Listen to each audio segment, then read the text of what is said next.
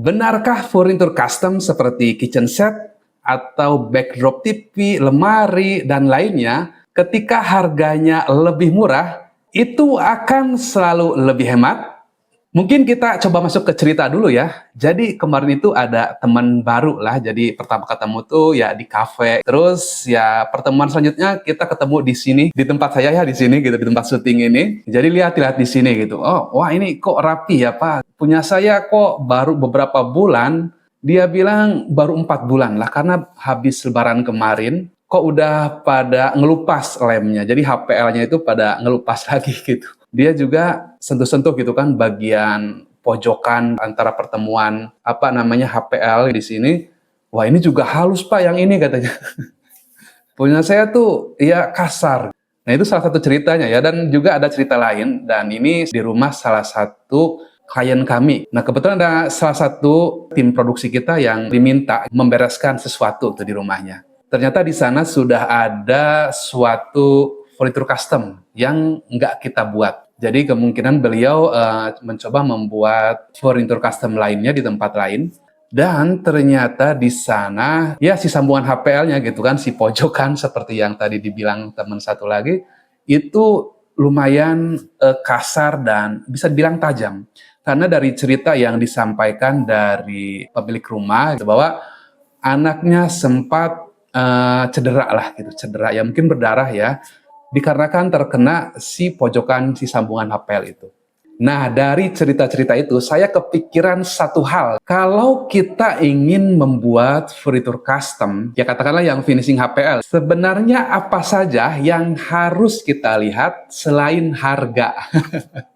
Ya, karena kita mau ngomongin harga ya. Seperti tadi yang dibilang di awal, apakah dengan harga yang lebih murah akan selalu lebih hemat? Nah, pada video kali ini saya akan memberikan tips ketika memilih vendor atau workshop ketika ingin membuat furnitur custom. Setidaknya ada 5 tips yang akan kita bahas di video kali ini. Yang pertama, jangan hanya lihat dari foto hasil. Kalau memungkinkan, lihat barangnya langsung ya. Karena saya pun yang sudah beberapa tahun bergerak di bidang furnitur custom, kalau lihat hasil orang lain dari foto atau dari video, itu ya lihatnya, bagus, keren gitu. Tapi kalau kita lihat aslinya, kadang ya ini kadang ya, kadang itu sambungan HPL-nya nggak rata atau nggak mulus. Atau juga kadang ada yang menggelembung sedikit yang nggak kelihatan ketika itu di foto atau di video. Intinya kadang ada celah yang nggak rapi, ada edgingnya yang nggak rapi, ada finishing lain yang sebenarnya ya nggak rapi gitu. Nah itu yang harus kita periksa ya. Nomor satu tadi, jangan hanya melihat dari foto atau video hasil, sebisa mungkin cek yang sudah jadi, contoh yang sudah jadi. Yang kedua, perhatikan detail kecil. Kualitas suatu furnitur custom sering kelihatan dari hal yang tidak terlalu diperhatikan orang. Contohnya seperti tadi, coba perhatikan bagian pojoknya, bagian sambungannya. Itu yang memang kita akhirnya ya harus cek lebih dekat, nggak cuma dari foto atau video saja. Kalau terasa tajam, kasar, atau ternyata finishingnya tidak nyaman disentuh oleh kita sendiri, ya itu bisa menjadi red flag atau dicoret dari list workshop yang akan kita pilih. Yang ketiga, tanyakan material dan proses pengerjaannya. Jadi kita jangan hanya nanya berapa harga per meter. Itu kan yang paling sering saya dapatkan ya. Ya, orang mungkin di awal memang akan bertanya berapa harga per meter dulu. Tetapi menanyakan materialnya apa, proses pengerjaannya di workshop atau di lokasi, terus lemnya seperti apa misalkan, ya itu kadang nggak dipertanyakan lagi. Atau seperti engselnya, atau relaci, itu kan banyak macam, banyak jenisnya juga. Jadi buat yang ingin lebih detail, coba nanyanya tuh jangan cuma nanya harga per meter, tapi coba tanyakan seperti tadi ya, materialnya, mungkin aksesorisnya seperti engsel atau rel, lah itu masih banyak lagi yang perlu dipertanyakan. Yang nomor 4, ini mungkin nyambung dengan tadi nomor 1 ya, jangan hanya melihat dari foto hasil kerja ya.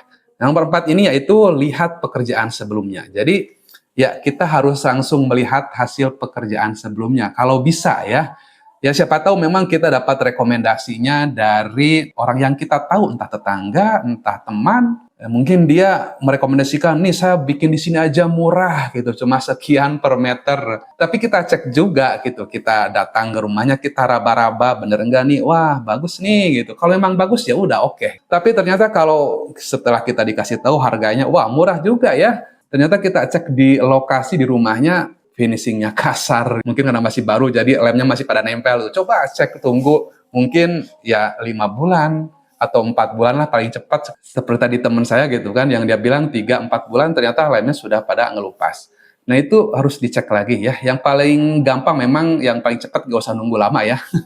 Itu dari kerapian di finishing, seperti di pojokan, di sambungan HPL seperti ini. Apakah itu kasar, apakah itu ya lumayan rapi, apakah itu di finishing lagi, sehingga si sambungan HPL itu nggak kelihatan. Seperti di kita sendiri, biasanya untuk sambungan HPL itu kita kasih namanya cat, ya ditusir istilahnya, dicat yang warnanya itu mirip-mirip dengan warna HPL-nya. Jadi nanti si pojokan itu akan kelihatan lebih rapi dan juga nggak kasar dan nggak tajam.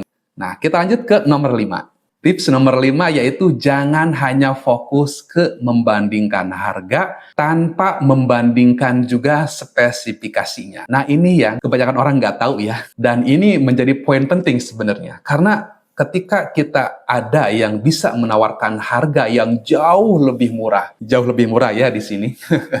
Nah itu ada yang kadang kita nggak tahu ya. Ya mungkin kalau kita orangnya biasa aja, dengan standar seperti itu mungkin, wih bagus ya. Tapi mungkin bagi Anda-Anda yang sebenarnya skala spesifikasi atau skala hidupnya itu sebenarnya lebih tinggi. Jadi kadang bisa melihat detail-detail, wah ini kok kayak gini, ini kok kayak gini. Nah itu ya harus diperhatikan juga ya. Karena nggak mungkin harga yang jauh lebih murah akan mendapatkan mungkin material yang bagus, mungkin di aksesorisnya, contoh mungkin relaci cuma dikasih relaci yang warna putih atau yang biasa gitu, yang kayak kita beli yang di toko-toko itu kan kayak roda satu doang gitu si relnya. Itu rel yang paling murah banget yang kita nggak pakai yang seperti. Atau misalkan engsel pintunya pakai yang istilahnya tuh yang langsung tutup tuh debuk gitu, bukan yang slow motion atau soft close.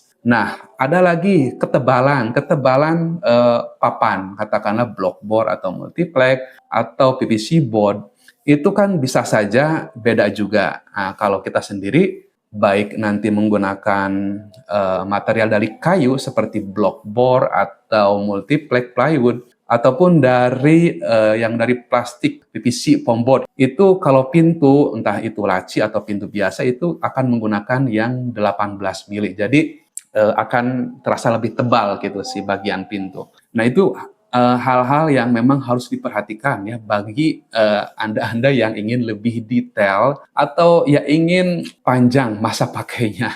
Jangan sampai baru 1 tahun pakai, katakanlah paling lama ya, ternyata engselnya sudah ambrol, HPL-nya sudah mengelupas, atau yaitu ada yang cedera keluarga kita. Karena katakanlah finishingnya tajam-tajam gitu. Jadi itu yang harus diperhatikan ya. Nah mungkin seperti itu untuk 5 tips memilih vendor untuk furniture custom yang akan kita buat di video kali ini. Ya memang walau bagaimanapun ya, nggak semua harga murah itu mendapatkan kualitas yang jelek juga. Dan nggak semua juga yang harganya mahal itu mendapatkan kualitas yang baik atau setimpal ya. Karena ya bisa saja kita mendapatkan harga murah, karena murah dan mahal pun tergantung orang. Bagi sebagian orang harga segini itu mahal. Bagi sebagian orang lagi harga segitu itu murah. Entah karena memang kondisi ekonominya yang lebih tinggi, atau murah karena dengan investasi seperti itu dia mendapatkan material yang mungkin akan lebih tahan lama, nggak perlu ganti lagi setelah 2 tahun atau 3 tahun, nggak perlu keluar uang lagi. Nah itu dari segi mindset saja, mahal dan murah itu ya memang akan tergantung, tiap orang akan memiliki beda pandangan. Jadi untuk penutup video kali ini, sebisa mungkin sebelum kita bertanya berapa harganya, atau berapa harga per meternya, ada baiknya kita juga tanyakan, dengan harga segitu, saya akan mendapatkan kualitas material spesifikasi seperti apa? Nah, itu yang harus ditanyakan. Jangan cuma nanya harganya berapa. Oke, itu saja untuk di video kali ini. Terima kasih sudah menonton sampai selesai. Kalau punya pengalaman atau punya pertanyaan, coba ketik di kolom komentar. Jangan lupa like dan subscribe untuk mendukung channel ini. Sampai jumpa lagi di video lainnya. Bye-bye.